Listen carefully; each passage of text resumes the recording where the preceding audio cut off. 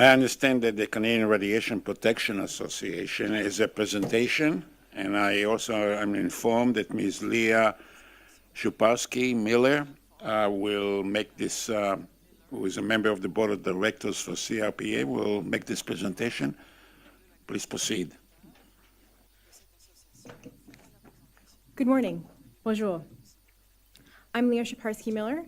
With me today is Jeff Doviak, as well as Ali Shusterian, Brandon Hardy, Tanya Naradil-Jack, and Stéphane Jean-Francois from the Canadian Radiation Protection Association.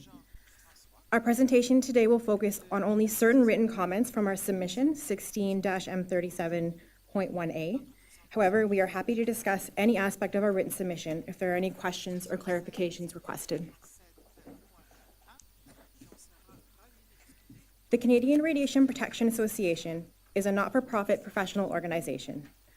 Our mission is to ensure the safe use of radiation by providing scientific knowledge, education, expertise, and policy guidance for radiation protection. Our members represent licensees covered in all 4 sectors of this annual report. The 2015 Regulatory Oversight Report on the Use of Nuclear Substances in Canada provides an excellent summary of incidents, such as malfunctioning or damaged devices, spills, or contamination. CRPA members appreciate such a listing of reports. They are used for training purposes. However, many would find the listing even more useful by including INES Level 0 incidents and providing additional incident details. Level 0 events, by definition, have no safety significance. However, these events can be caused or exacerbated by poor practices, which could result in an event with reportable safety significance had circumstances been different. The CRPA's position is that these events are worth discussing in some way. In this vein, last year, CNSC staff challenged the CRPA to create an operational experience forum where members can share details on events at their facilities, whether or not they are CNSC reportable. Over the course of the year, the CRPA has worked on this project, and the result is the CRPA Stakeholder Hub for Accrued Reported Events, or CRPA Share. This platform is just in its infancy, but with CNSC support, such as promoting CRPA Share through social media or the DNSR newsletter, we are confident it will grow into a comprehensive database that will serve to provide lessons learned throughout the licensed community. This would, in turn, lead to a stronger radiation safety culture across Canada. It's Jeff Doviak. Many of our members find the DNSR newsletter very useful in keeping up with information from the CNSC. When the newsletter first started, there were several editions published every year. However, it seems since 2014, there's been an annual edition and then a second edition with a special focus on a particular area. We feel that there would be enough interest in information to justify increasing the frequency of the DNSR newsletter. Not only would a more frequent and regular newsletter provide more information to the licensees, but it might also help keep the profile of the CNSC more prevalent within the licensed community during the year. Along those same lines, we would welcome more CNSC contributions or articles in our CRPA bulletin publication. The Accelerators and Class 2 Facilities Division has contributed articles to the Comp Organization Journal on a regular basis now for several years. Those articles have been well received by Comp members. So similar contributions from DNSR to the CRPA bulletin would be just as well received and would provide an additional outreach path from the CNSC to its stakeholders.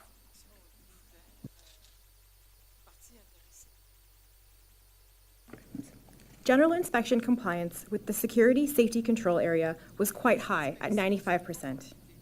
However, only 77.4% of licensees that underwent an enhanced security inspection were found to be compliant. It is likely that this result is at least partly due to the requirements having come into effect as recently as May 2015. While the 2016 special edition of the DNSR newsletter did focus on security issues, we would recommend providing even more information on security issues. Providing clearer guidance or examples based on realistic scenarios whether they are added to existing documentation or new documents are created.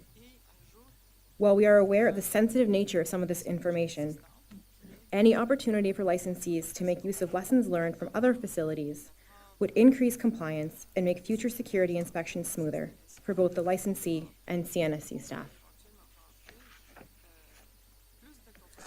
Across all sectors, 88.7% of licensees were found to be compliant with the Radiation Protection Safety Control Area. The majority of non-compliances involved inadequate implementation of measures to ensure that doses are kept ALARA. Aside from one nuclear energy worker who exceeded the extremity dose limit, there were no other comments in the report regarding high worker doses. The executive summary stated that exposures to radiation continued to be very low for workers in 2015, consistent with previous reporting years. Additional comments on potential causes or influences on the low worker doses, despite an 11.3% non-compliance rate regarding ALARA programs, would be of interest to our members. Were licensees in a particular sector misinterpreting a particular ALARA requirement? Did CNSC inspectors flag ALARA program concerns before they could translate into increased worker dose? Having very low worker doses is a common goal of the CRPA and the CNSC.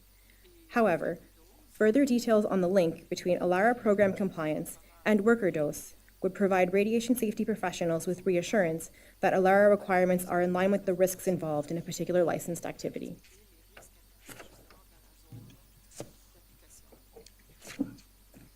It's Jeff Doviak again.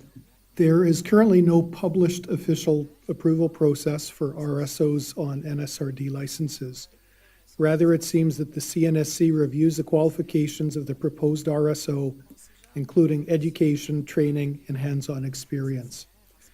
Since 2005, the CRPA has had a formal process in place to designate qualified members as registered radiation safety professionals through the CRPA-R designation.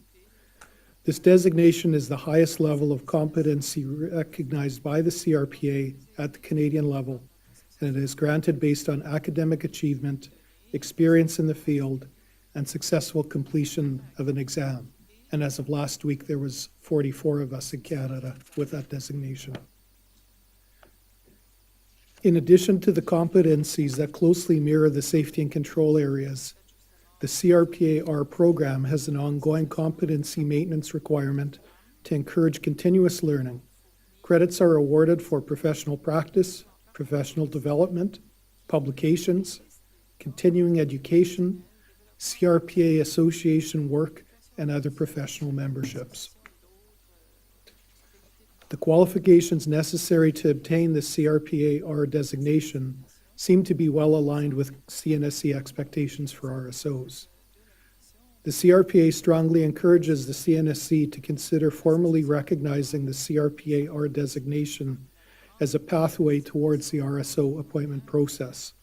This would ensure licensees have an RSO who is competent in the field of radiation protection and can properly manage their radiation safety program. The CRPA is very pleased with several of the initiatives listed in the regulatory focus section of the staff report.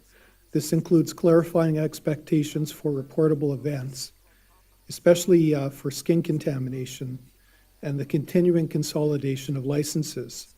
Any initiatives that reduce both the administrative burden and the number of licenses held by an institution are always welcomed by our membership. The outreach program and sessions offered by the CNSC since 2009 are an excellent resource for the licensed community and have been extremely well received by our members. The CRPA CNSC working group that was established in 2014 has been well received by the CRPA board and the membership and has become a shining example of the cooperative spirit between our two organizations. As a recent example, a CNSC representative to the working group encouraged CRPA members to review Reg Doc 2.9.1, which was regarding environmental protection. Participation by CRPA-R members led to changes in that draft document, which helped minimize the impact on the NSRD licensees while still remaining acceptable to the Commission. Currently, the working group is working through challenges affecting the licensee and hopes to share both the regulator and licensee perspectives on common obstacles. We believe this partnership to be very beneficial to the radiation protection community and welcome continued support by the CNSC and by the Commission. It's Leah Shaparsky-Miller for the record. In conclusion, the CRPA would like to thank the CNSC, and in particular, the Participant Funding Program, for this opportunity to present our comments on the 2015 Regulatory Oversight Report on the Use of Nuclear Substances in Canada, and for its continued support of our association. CNSC attendance at our annual conference is much appreciated. Our members greatly benefit from the open forums and presentations given by CNSC staff, and this can only lead to safer facilities. Thank you. Merci. Thank you.